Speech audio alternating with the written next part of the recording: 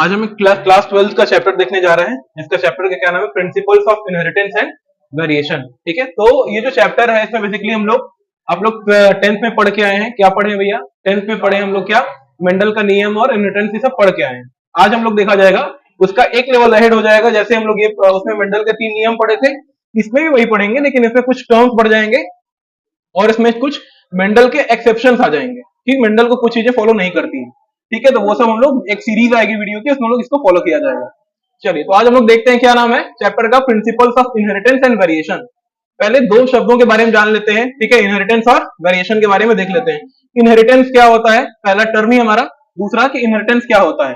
ठीक, इनहेरिटेंस मतलब होता है ये कि जब कोई भी कैरेक्टर एक जनरेशन से दूसरे जनरेशन में ट्रांसफर होता है। मतलब कोई एक पेरेंटल जनरेशन है, जैसे कोई एक पेरेंटल जनरेशन, बेसिकली मान लिए कि कोई F1 जनरेशन है। जब इस F1 जनरेशन का कोई भी कैरेक्टर जो है वो F2 में ट्रांसफर होता है, उसी को हम लोग क्या कह देते हैं, इनहेरिटेंस कह देते हैं। ठीक, अब इसी से जुड़ा हुआ एक और टर्म है जिसको हम लोग जेनेटिक्स कहते हैं। जो जेनेटिक्स टर्म है ये कौन दिया था, एक हमारे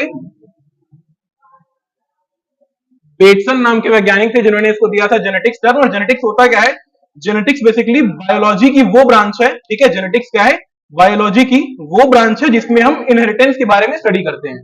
ठीक, इनहेरिटेंस क्या हुआ, ट्रांसफर ऑफ कैरेक्टर, और जेनेटिक्स क्या हुआ, स्टडी ऑफ इनहेरिटेंस, वो ब्रांच ऑफ बायोलॉजी जिसमें हम लोग इनहेरिटेंस के बारे में पढ़ते हैं, that is called as genetics. ठीक, अब देखिए इसके बारे में थोड़ा सा और बात करते हैं और आगे बढ़ते हैं। वेरिएशन, वेरिएशन को हिंदी में क्या कहते हैं, वेरिएशन मतलब होता है, ठीक है, भिन्नता कहते हैं। मतलब एक इंडिविजुअल से दूसरे इंडिविजुअल में जो कैरेक्टर्स चेंज होते हैं। जैसे अब देखिए यहाँ पे भी दो टर्म आ गए, दो हम लोग जो 10th में पढ़ के आए थे, सेक्सुअल एसेक्सुअल, वहां पे आ जाता है। ये सेक्सुअल में वेरिएशन नहीं होता है, लेकिन सेक्सुअल में वेरिएशन पाया जाता है। ठीक है, तो सेक्सुअल वेरिएशन, सेक्सुअल रिप्रोडक्शन होता है, उसमें वेरिएशन आता है। क्यों? क्योंकि वहां पे इन्वॉल्वमेंट होता है दो अलग अलग पेरेंट का। जब दो अलग अलग पेरेंट रहेंगे तो दो अलग अलग उनका जीनोटाइप होगा, अलग अलग जीन्स इन्वॉल्व होंगे और उसमें वेरिएशन आ जाएगा। On the other hand, if you talk about asexual reproduction, उसमें क्या होगा, उसमें ये होगा कि एसेक्सुअल वाले में एक ही पेरेंट इन्वॉल्व होगा। ठीक है, एक ही पेरेंट इन्वॉल्व होगा, तो इसमें क्या होगा, वेरिएशन नहीं आएगा। तो सेक्सुअल में वेरिएशन आएगा, लेकिन एसेक्सुअल में वेरिएशन नहीं आएगा। आगे बढ़ते हैं। जीनोटाइप क्या होता है भैया? जीनोटाइप मतलब जो उसका जेनेटिक कंपोजिशन है। ठीक है, क्या जेनेटिक, उसका जो जेनेटिक कंपोजिशन है उसको हम लोग क्या कहते हैं, जीनोटाइप कहते हैं। जैसे उसके अंदर, उसके जीन के अंदर क्या क्या है, ठीक है, उसको हम लोग क्या कहते हैं, जेनेटिक कंपोजिशन कह देते हैं यहाँ पे। और देखिए फिनोटाइप क्या होता है, फिनोटाइप मतलब जो मॉर्फोलॉजिकल कैरेक्टर्स होते हैं, मॉर्फोलॉजिकल, जो मॉर्फोलॉजिकल कैरेक्टर्स होते हैं, बेसिकली जो एक्सटर्नल कैरेक्टरिस्टिक्स होते हैं, जिनके बारे में आपको आसानी से देख के पता चल जाए, दैट इज कॉल्ड एज क्या, फिनोटाइप कह देते हैं। जैसे उसके अंदर क्या आ जाएगा, प्लांट हाइट आ जाएगा। ठीक है, प्लांट हाइट के अलावा और क्या आ जाएगा, फ्रूट का कलर आ जाएगा। ठीक है, उसके बाद क्या आ जाएगा, हमारा फ्लावर का जो अपीयरेंस है वो आ जाएगा, फ्लावर का कलर हो जाएगा, फ्लावर का पोजीशन आ जाएगा। ये सब क्या होता है, फिनोटाइप में आता है, जो हमको बाहर से देख के पता चल जाए। उसके बाद देखिए होमोजाइगस और हेटेरोजाइगस, इसको दोनों को मिला के पढ़ा जाएगा। जिस देखिए अब यहाँ पे इन दोनों को थोड़ा सा क्या है, ये दोनों क्या है, एक दूसरे के कंट्रास्ट है। कंट्रास्ट मतलब एक दूसरे का विपरीत है। देखा जाए तो जो होमोजाइगस होता है वो जीन जिसमें दोनों एलील सेम हो। ठीक है, एक नया टर्म आ गया हमारा, क्या, एलील। एलील क्या होता है, एलील को कहते हैं अल्टरनेट फॉर्म ऑफ जीन। ठीक है, जीन में, किसी भी जीन में, जैसे मान लीजिए ये जीन है, ठीक है, तो इसमें अल्टरनेट फॉर्म मतलब कि दो अलग अलग प्रकार के एलील पाए जाएंगे। तो जीन जो है बिगर टर्म है, उसका जो स्मॉलर टर्म है, उसमें जो स्मॉलर सेगमेंट्स होंगे उसको हम लोग क्या कहते हैं, एलील कह देते हैं। तो यहाँ पे एक एलील ये हो गया और दूसरा एलील ये हो गया। तो सॉरी, हाँ, ये एलील होगा, ये एलील हो गया। अब जीन की बात करें तो जीन क्या होता है, जीन होता है हमारा यूनिट। किसका यूनिट होता है, इनहेरिटेंस का होता है। जो हम इनहेरिटेंस अभी पढ़ के आए हैं यहाँ पे, इनहेरिटेंस, इसी का यूनिट क्या होता है, जीन होता है। ठीक है, तो कहा जाए तो वो एलील, सॉरी, वो जीन जिसमें दोनों एलील सेम हो उसको क्या कहते हैं, होमोजाइगस। और वो जीन जिसमें दोनों एलील क्या हो, डिफरेंट हो, उसको क्या कह देंगे, हेटेरोजाइगस कह देंगे। अब होमोजाइगस का एग्जांपल अगर आप देते हैं तो क्या हो जाएगा, इसका आ जाएगा हमारा कैपिटल टी, या हमारा क्या हो जाएगा, स्मॉल टी, इसकी बात करें तो इसमें क्या आ जाएगा, कैपिटल टी स्मॉल टी। ठीक है, चलिए थोड़ी सी आगे बढ़ते हैं और बात करते हैं, इसी से मिलता हुआ टर्म है क्या, होमोजाइगस और सॉरी होमोजीनियस और हेट्रोजीनियस। होमोजीनियस मतलब ये थोड़ा इससे अलग है, अब अगर आप पढ़ते हैं कि वो हेरिडिटी और ये सब पढ़ते हैं तो उसमें ही आएगा। ठीक है, होमोजीनियस मतलब यदि कोई पॉपुलेशन के अंदर सारे कैरेक्टर सेम है, सारे इंडिविजुअल सेम है तो उसको होमोजीनियस कहेंगे, और सारे अगर डिफरेंट है तो उसको हम लोग क्या कह देंगे, हेट्रोजीनियस कह देंगे। ठीक, आगे बढ़ते हैं। अब डोमिनेंट और रिसेसिव क्या होता है, तो डोमिनेंट मतलब होता है,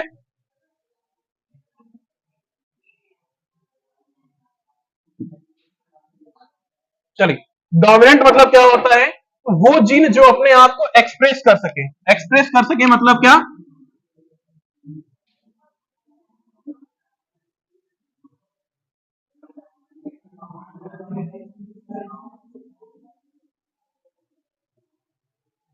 वो जीन जो अपने आप को एक्सप्रेस कर सके उसको क्या कहते हैं, एक्सप्रेसिव कहते हैं, डोमिनेंट कहते हैं, जो अपने आप को अपना प्रभाव दूसरे के ऊपर दिखा सके। जैसे मान लीजिए हमारे पास यहाँ पे दो जीन है, दो एलील है मान लीजिए, और एक जीन के अंदर दो एलील है, तो जो हमारा स्मॉल वाला रहता है उसको हम लोग क्या कहते हैं, रेसेसिव। तो गैमीट फॉर्मेशन की बात कर रहे थे, जो गैमीट फॉर्मेशन होता है तो फोर्किंग मेथड से गैमीट का फॉर्मेशन करते हैं। फोर्किंग मेथड क्या होता है, किसी भी एक कैरेक्टर को आप ले लीजिए, चाहे आप वाई को भी ले सकते थे, यहाँ पे उसके शेप को भी ले सकते थे, उसको कलर को भी ले सकते हैं। तो कलर की बात करेंगे तो यहाँ पे रेड और ग्रीन वाले को ले लेंगे, और लेने के बाद हम लोग क्या करेंगे, यहाँ पे सॉरी हाँ राउंड और रिंकल वाले को ले लेंगे। ठीक है, हम लोग यहाँ पे शेप वाले को लिए हैं, तो राउंड वाला और रिंकल वाले को ले लिए हैं, तो येलो और ग्रीन वाले के साथ हम लोग क्या करेंगे, यहाँ पे बेसिकली यहाँ से एक बार ऐसे चलेंगे तो यह बन जाएगा आर वाई कैपिटल वाई, यहाँ चलेंगे तो कैपिटल स्मॉल वाई, यहाँ पे small R capital Y, small R small Y. ये this is the forking method of gamete formation which is one of the most important according to the point of view of CUET and all that. अब देखिए जो gamete बना हुआ है हमारा, उसको हम लोग क्या करेंगे, यहाँ पे लिख लेते हैं एक बार हम गैमीट क्या क्या बना है, तो क्या बना है, आर वाई, मतलब basically capital R capital Y, capital R capital Y. ठीक है, कैपिटल आर स्मॉल वाई, ठीक है, small R capital Y, small R small Y. ये हमारा क्या है, चार गैमीट्स बने हैं जिसको हम लोग लिख लेते हैं। चलिए अब यहाँ पे भी हम लोग क्या करेंगे, पन्नेट स्क्वायर के माध्यम से, जो चेकर बोर्ड मेथड है उसके माध्यम से हम लोग यहाँ पे प्रिडिक्ट करेंगे। किसको प्रिडिक्ट करेंगे, यहाँ पे जो इंडिविजुअल बनने हैं उनको। ठीक है, चलिए कैपिटल आर स्मॉल वाई हो गया। ठीक है, कैपिटल आर कैपिटल वाई हो गया, कैपिटल आर स्मॉल वाई हो गया। ठीक है, स्मॉल आर कैपिटल वाई हो गया, स्मॉल आर और स्मॉल वाई हो गया। ठीक उसी प्रकार यहां भी कर लेते हैं। ठीक है, क्या हो जाएगा, capital R capital Y, capital R small Y, small R capital Y, and हाँ small R small Y. Formation कर लेते हैं हम यहाँ पे चेकर बोर्ड का या फिर पन्नेट स्क्वायर का। देखिए पन्नेट स्क्वायर बनाने से सबसे बड़ा फायदा ये होता है कि गलतियां होने की चांसेस जो होती हैं वो मिनिमम हो जाती हैं, गलती होने का चांस नहीं होता है अगर हम लोग इसका यूज करते हैं, इसका हेल्प लेते हैं in case of gamete formation. तब अदरवाइज आपके पास बहुत सारे मेथड्स हैं, उनका यूज कर सकते हैं। चलिए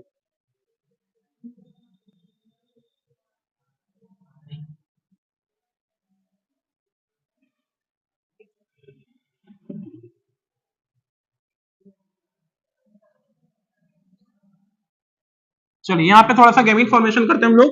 देखिए क्या होगा, यहाँ पे कैपिटल आर लिख देते हैं, तो कैपिटल आर कैपिटल वाई, यहाँ पे capital R capital Y small Y, capital R small R capital Y.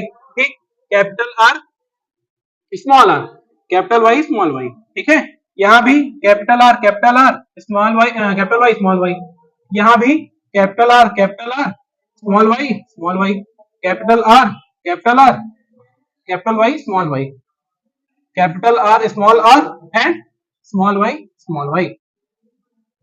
ठीक है, बस इस बात का ध्यान देना है कि पहले डोमिनेंट को लिखना है, देन आफ्टर हम लोग रिसेसिव वाले को लिखना है। यहाँ पे देखिए capital R small R capital Y, यहाँ भी क्या हो जाएगा हमारा capital R small R then capital Y small Y, यहाँ भी small R capital Y small R capital Y small Y. ठीक, लास्ट वाला देखते हैं क्या है, capital R capital Y small Y, capital R small Y, ठीक है। उसके बाद देखिए small R capital Y small Y, और यहां भी, ठीक है। चलिए, ये हमारा क्या है, गैमीट फॉर्मेशन है by the help of what, by the help of forking method या पन्नेट स्क्वायर के मेथड, सॉरी फोर्किंग कह रहे हैं, by the help of Punnett square या चेकरबोर्ड मेथड से, ठीक। अब यहाँ पे बेसिकली आपको लर्न ये करना है according to board point of view कि आपको रेशियो कैसे लिखना है। अगर आप चाहें तो रेशियो लिखने के दो तरीके होते हैं, या तो आप याद कर सकते हैं, नहीं तो जैसे उसका ट्रिक बताया गया है वैसे इसका भी ट्रिक बता दे रहा हूं, याद रहेगा। वो क्या याद रहेगा, देखिए थोड़ा सा यहाँ पे अगर बात करें हम लोग रेशियो की, बेसिकली बात करेंगे पहले हम लोग फिनोटिपिक, पहले जान लीजिए रेशियो कैसे लिखते हैं, फिर देखिए पहले बात करेंगे किसकी, फिनोटिपिक रेशियो की। देखिए पहले समझ लेते हैं फिनोटिपिक रेशियो क्या आता है। फिनोटिपिक रेशियो आता है हमारा 9:3, सॉरी एक सेकेंड, यहां पे लिख देते हैं 9:3:3:1, और यहां पे ऐसे लिख देते हैं, ठीक है। अब देखिए यहां पे कैसा कैसा है, ठीक है। देखिए जो 9 रहेगा हमारा वो क्या रहेगा, राउंड येलो कितने रहेंगे, 9 रहेंगे, राउंड येलो 9 रहेंगे, इसको ले लेते हैं राउंड येलो। अब देखिए यहां पे हम लोग जो बात कर रहे थे, जिसके जिसके पास एक भी क्या है, कैपिटल आर कैपिटल वाई है, वो क्या हो जाएगा, वो हो जाएगा हमारा क्या, राउंड और येलो। जिसके पास एक आर है और एक स्मॉल वाई है, वो क्या हो जाएगा, राउंड तो होगा लेकिन रिंकल, सॉरी राउंड होगा लेकिन ग्रीन हो जाएगा, ठीक। ये कैसा हो जाएगा, रिंकल्ड हो जाएगा, KLED रिंकल्ड येलो, और ये कैसा हो जाएगा, रिंकल्ड ग्रीन, ठीक है। चलिए देखते हैं, ये हमारा हो जाएगा एक, ठीक है। इसको एक सिंबल ले लेते हैं हम लोग। सिंबल लेने के लिए क्या करेंगे, इसको ले लेते हैं स्टार, इसको ले लेते हैं हैशटैग, इसको ले लेते हैं @ ठीक है, और इसको ले लेते हैं क्या, मल्टीप्लाई ले लेते हैं, ठीक है। बेसिकली वो एक ही है तो फिर ले सकते हैं, इसको यही कर लेते हैं, मल्टीप्लाई हमारा क्या हो गया, रिंकल्ड ग्रीन हो गया यहाँ पे, ठीक है। अब देखिए तरीका ये है कि एक यहाँ पे ट्रिक है, आप चाहे तो याद कर सकते हैं, यहां से पकड़ेंगे और यहां से चलेंगे 1 2 3 4 5 6 7 8, सॉरी 1 2 3 4 5 6 7 8, अरे यार 1 2 3 4 5 6 7 8 9, ये क्या होंगे, बेसिकली ट्राइंगल बनाएंगे हम लोग यहाँ पे, ठीक है। राउंड येलो का क्या है, राउंड येलो का हमारा स्टार, एक यहां बना देते हैं, एक यहां बना देते हैं, और एक यहां बना देते हैं। अब इन तीनों के बीच में जितना आएगा सब क्या होगा, राउंड येलो होगा। थोड़ा सा देख लीजिए, एक round yellow, capital R small Y, capital Y यहां भी आ जाएगा, ठीक है। कैपिटल आर कैपिटल वाई, कितना हो गया, 1 2 3 4 5 6 7, और आएगा क्या आएगा यहां पे, ठीक है, 7 2 9। तो अब देखिए यहां पे ट्राइंगल का फॉर्मेशन हो रहा है, यहां से ऐसे चले और यहां ये पूरा ऐसे हमारा ट्राइंगल बन गया है। तो पहला जो ट्राइंगल आएगा 9 तो क्या हो जाएगा, राउंड और येलो, ठीक है। रिंकल्ड ग्रीन हम लोग पहले कर चुके हैं, जो क्रॉस वाला है रिंकल्ड ग्रीन हो गया। अब बात करते हैं किसकी, बात करते हैं राउंड ग्रीन की। राउंड ग्रीन के पास क्या होगा, कैपिटल आर स्मॉल वाई। वो कैपिटल आर स्मॉल वाई का क्या है, हैशटैग है कैपिटल आर स्मॉल वाई 1, और क्या हो गया, capital R small Y 2, capital R small Y, और कहां हो जाएगा, कैपिटल आर स्मॉल वाई कहां है, ये है 3, ठीक है। कैपिटल आर स्मॉल वाई कितने हो गए, 3। तो क्या हो जाएगा, कैपिटल आर मतलब राउंड और स्मॉल वाई मतलब क्या हो गया, ग्रीन, और तीनों हमारे क्या हो जाएंगे, रिंकल्ड येलो। अब जो बचा रहेगा हमारा क्या हो जाएगा, जो बचा रहेगा वो हमारा क्या आ जाएगा, रिंकल्ड और येलो आ जाएगा। रिंकल्ड येलो कहां है भैया, क्या है, @ है, एक @ ठीक है। ये हमारा तरीका होता है क्या करने का, ये हमारा तरीका होता है अकॉर्डिंग टू पन्नेट स्क्वायर। हम लोग कैरेक्टर्स को क्या करते हैं, सेग्रीगेट करके उसके बारे में पढ़ाई करते हैं। अब देखिए तरीका याद करने का क्या है, हम लोग मोनो हाइब्रिड क्रॉस में पढ़े थे, हम लोग क्या पढ़े थे, मोनो हाइब्रिड में पढ़े थे। ये बस याद करने के लिए है, आप चाहे तो ऐसे कर सकते हैं। मोनो हाइब्रिड में हम लोग पढ़े थे, क्या पढ़े थे कि जो रेशियो होता है वो क्या होता है, फिनोटिपिक रेशियो क्या होता है, 3:1 का होता है। ये क्या है हमारा, डाई हाइब्रिड है, क्या करेंगे, इसी का स्क्वायर कर देंगे। बेसिकली इसका स्क्वायर करने का मतलब है कि 3:1 का मल्टीप्लाई कर देंगे इसमें 3:1 में, तो क्या आ जाएगा 3 3 जा 9, 3 1 जा 3, 1 3 जा 3 और 1 1 जा 1। ये अगर आप इतना नहीं करना चाहते हैं तो आप लर्न कर सकते हैं। यहाँ पे फिनोटिपिक रेशियो यहां होता है, जीनोटिपिक इधर देख लेते हैं। ठीक है, जीनोटिपिक की बात करें,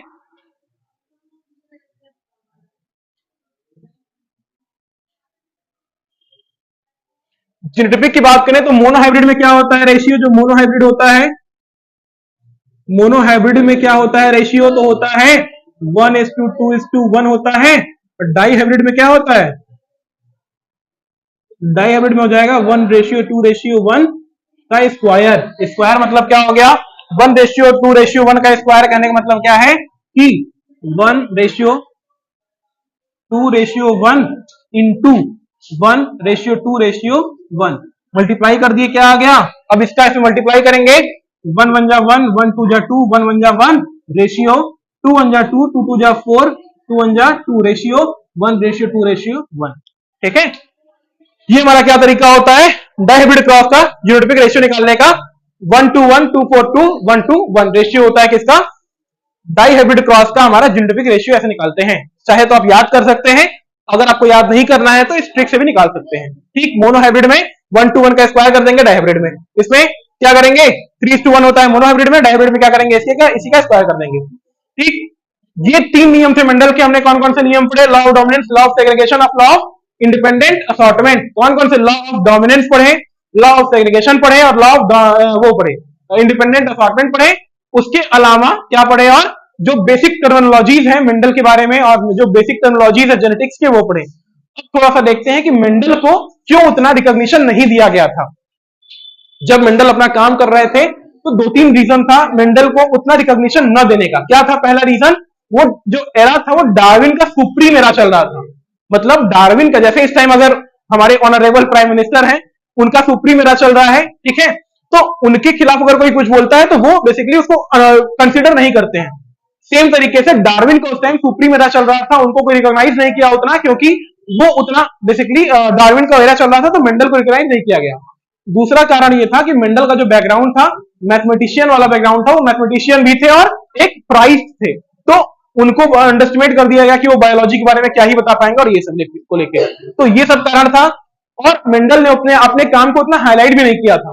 तो मेंडल के डेथ के लगभग 100 या वो 100 या 98 साल बाद 3 साइंटिस्ट थे। कौन कौन से, कार्ल कोरेंज, ह्यूगो डे व्रीज और टेस्टमार्क नाम के 3 वैज्ञानिक थे, जिन्होंने मेंडल के स्टडी को दोबारा से क्या किया, रीडिस्कवरी किया। और रीडिस्कवरी ऑफ मेंडल किया किसने, ह्यूगो डे व्रीज ने, कार्ल कोरेंज ने और टेस्टमार्क ने। ठीक है, तो आज हम लोग के लिए बस इतना ही करते हैं। Thank you.